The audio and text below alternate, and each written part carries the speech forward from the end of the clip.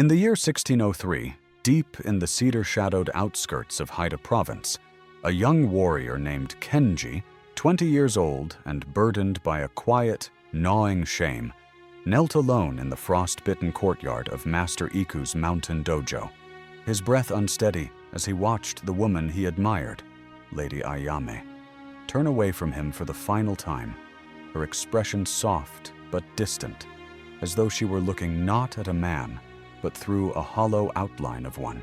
And in that shattering moment, as snow whispered down like silent judgment, he realized the truth. Despite his strength, despite his training, he carried no presence, no gravity, no inner heat that drew anyone near. Have you ever felt that too?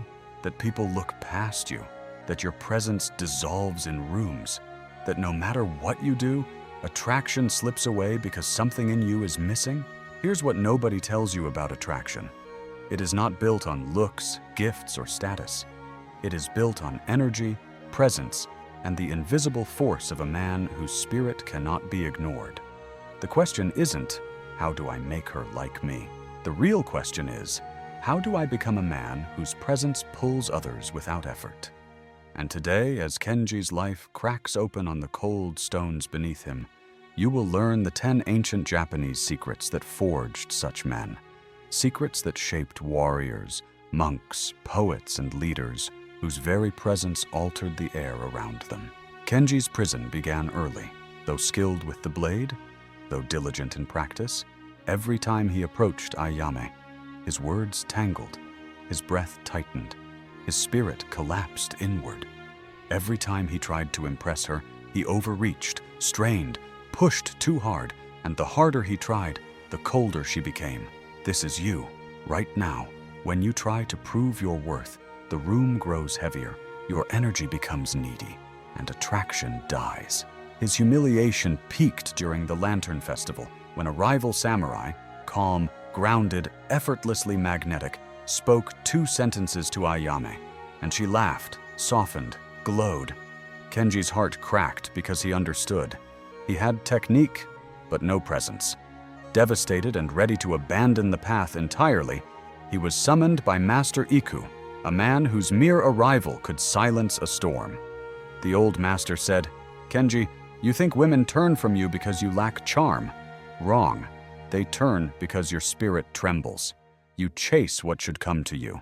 Then he introduced the first principle, Fudoshin, the immovable mind, the state of a man who does not seek approval, does not chase validation, does not waver in the presence of beauty or pressure. Throughout history, Iku said, warriors learned that attraction is not something you pursue.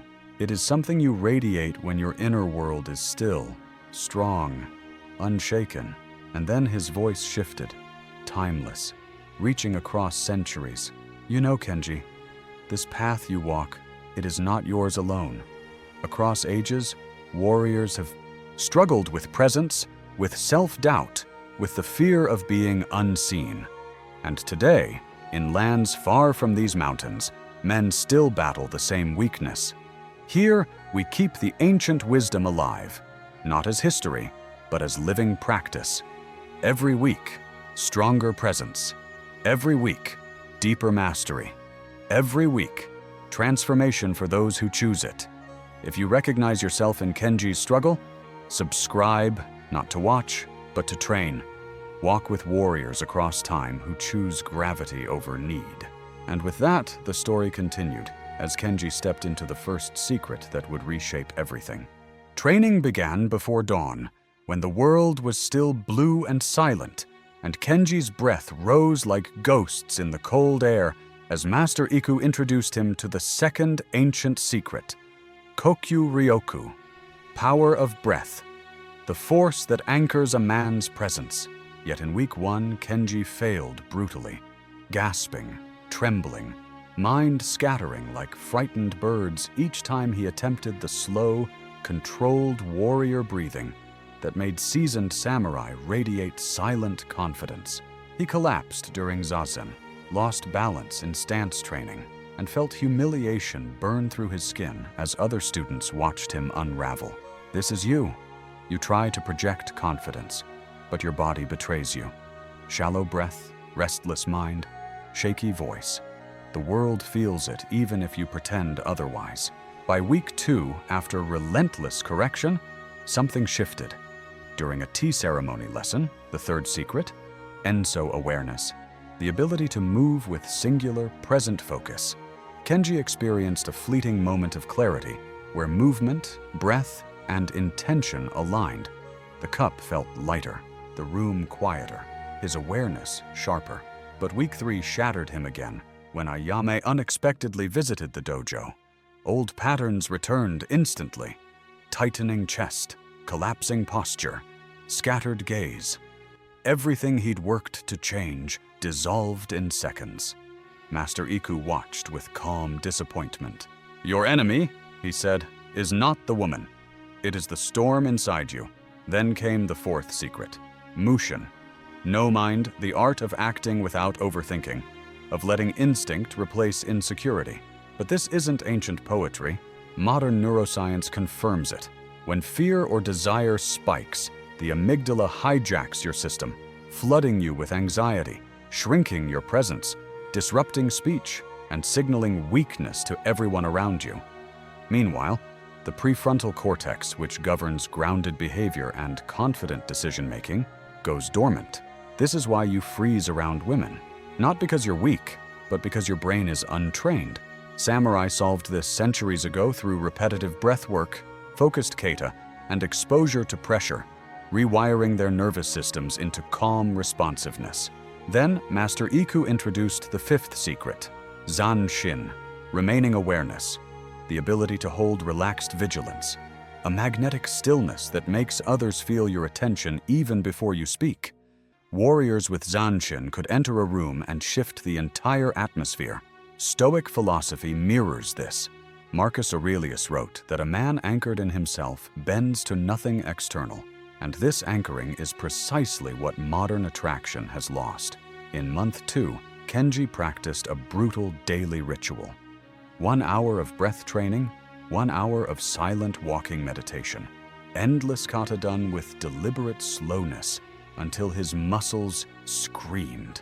Because presence is forged, not gifted.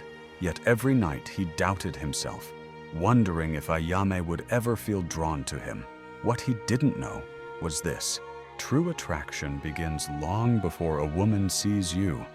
It begins when your spirit stops chasing and starts radiating. But he wasn't there yet. His failures were still coming. His breakthrough was still hidden. His transformation had barely begun. By month 4, Kenji's training carved subtle changes into him. His breath steadier, his posture grounded, his gaze no longer darting but resting with calm precision. And the other students whispered, "He feels different," though none could explain why. This was the quiet emergence of the sixth ancient secret, Hara, center of being, the power that comes when a man lives from his lower center rather than his frantic mind. His movement slowed, his words became fewer but heavier. Even the way he entered a room shifted the air. And yet, transformation never comes clean. Because by month 5, during an archery demonstration before the daimyo's representatives, Kenji's old pattern returned when he saw Ayame in the crowd. Doubt cracked through him, breath shortened, shoulders tightened, arrow trembled, and he missed the target so badly the audience murmured. Shame crushed him. This is you right now. Months of progress shattered by one moment of pressure, one familiar trigger, one glance that throws you back into the boy you were. But Master Iku didn't scold him. Instead, he introduced the seventh secret, Yugen presence, the art of subtle depth. Magnetism created not through effort, but through mystery, grounded silence, and emotional stillness. Samurai poets called it beauty seen through fog. Warriors embodied it by revealing only what mattered and allowing the rest to remain unspoken.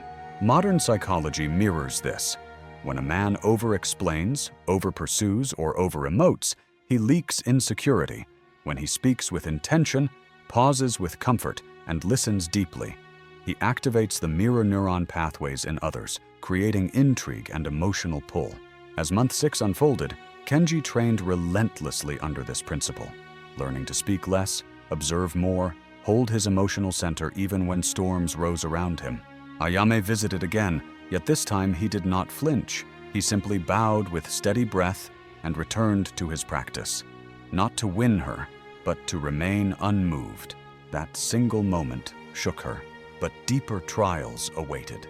Month 7 dragged him into the dark night of the warrior, as loneliness, exhaustion, and self-doubt clawed at his spirit. The silence of the mountains no longer felt peaceful, but suffocating, and he wondered if femininity would ever respond to the man he was becoming. One night, during moonlit zazen, he crumbled internally, breath ragged, thoughts collapsing, until a sudden, overwhelming stillness washed through him, and time itself seemed to widen. In that expanded awareness, he felt the presence of warriors across centuries, men who had once shaken under fear, desire, and longing, yet rose beyond them through discipline, not desperation. And in that moment, a voice, his own yet not his own, spoke through him. This path is not new. Others walk it now, and it continues, not as entertainment, but as discipline. The insight deepened. Every week, men train these principles. Every week, presence grows stronger. Every week, warriors choose transformation over need. If you walk this path, subscribe, not to watch, but to become. The dojo is open. The training continues. And as Kenji opened his eyes, the moonlit dojo felt different. Something within him had finally begun to break open. By the beginning of month 12, fate delivered the test that would either affirm Kenji's rebirth or expose the last cracks in his spirit. A traveling ronin, broad-shouldered, vicious-eyed, infamous for humiliating young warriors, arrived at the dojo gates, demanding a public challenge before the villagers. And when his gaze fell upon Ayame standing among the onlookers, he smirked knowingly, sensing the silent wound in Kenji's history. Immediately, the old pull of fear, longing, and insecurity clawed inside Kenji's chest, the same collapse that once stole his breath. But now something deeper held him steady. The crowd circled, torches flaring against the dusk, and the ronin taunted him with cutting words meant to destabilize his center. Yet Kenji did not move. He breathed, not shallow, not frantic, but with the calm gravity forged through a year of breaking and rebuilding. When the duel began, the ronin strikes were savage, fast, seeking to overwhelm by chaos. But Kenji stepped aside with fluid clarity, his body moving from hara, guided by zanshin, anchored by Fudoshin, his mind quiet as a winter lake. He didn't fight harder, he fought less. One cut, one step, one breath.